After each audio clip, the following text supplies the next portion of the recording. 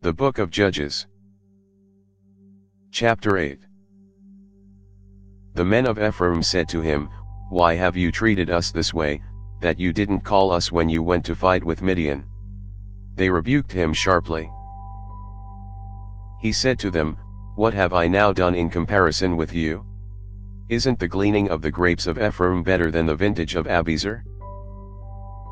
God has delivered into your hand the princes of Midian, Oreb, and Zeb. What was I able to do in comparison with you?"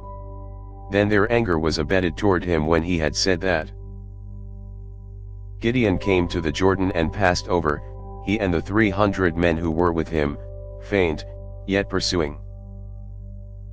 He said to the men of Sukkah, "Please give loaves of bread to the people who follow me, for they are faint, and I am pursuing after Zebah and Zalmunna, the kings of Midian." The princes of Sukkah said, "Are the hands of Zebah and Zalmunna now in your hand, that we should give bread to your army?" Gideon said, "Therefore when Yahweh has delivered Zebah and Zalmunna into my hand, then I will tear your flesh with the thorns of the wilderness and with briars." He went up there to Penuel, and spoke to them in the same way, and the men of Penuel answered him as the men of Sukkah had answered. He spoke also to the men of Penuel, saying, "When I come again in peace, I will break down this tower."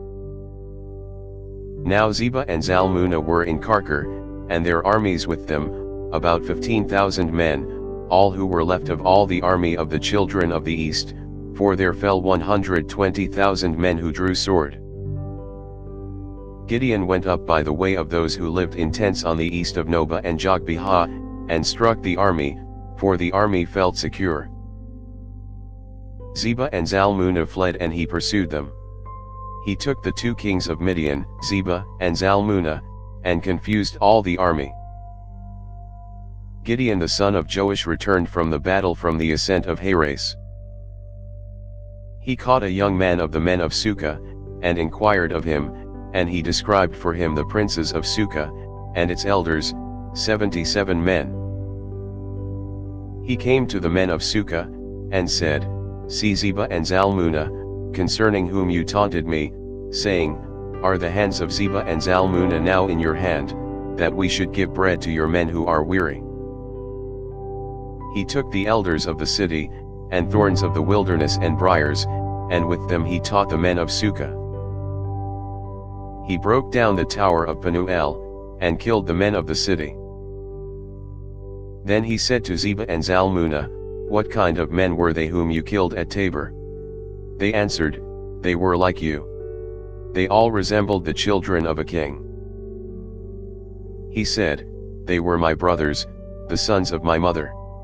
As Yahweh lives, if you had saved them alive, I would not kill you." He said to Jether his firstborn, "Get up and kill them." But the youth didn't draw his sword, for he was afraid, because he was yet a youth. Then Zebah and Zalmunna said, "You rise and fall on us, for as the man is, so is his strength." Gideon arose, and killed Zebah and Zalmunna, and took the crescents that were on their camels' necks.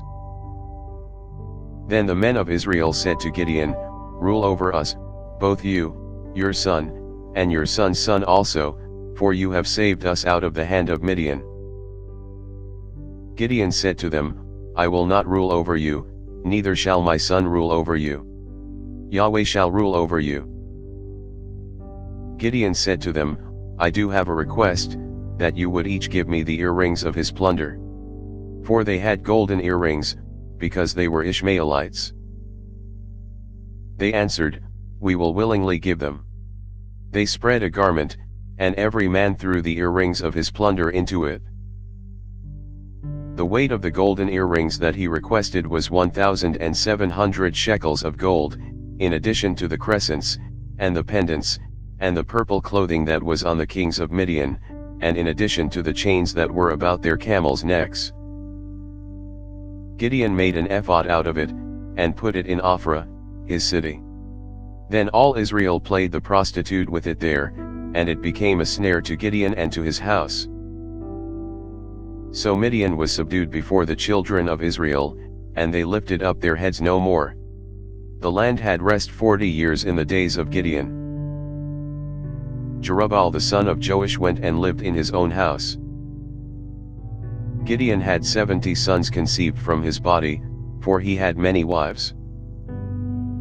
His concubine who was in Shechem also bore him a son, and he named him Abimelech. Gideon the son of Joash died in a good old age, and was buried in the tomb of Joash his father, in Ophrah of the Abiezrites. As soon as Gideon was dead, the children of Israel turned again and played the prostitute following the Baals, and made Baal-berith their god. The children of Israel didn't remember Yahweh their God, who had delivered them out of the hand of all their enemies on every side. Neither did they show kindness to the house of Jerubbaal, that is, Gideon, according to all the goodness which he had shown to Israel. Thanks for listening. If you liked our video, give us a thumbs up and subscribe, it really helps.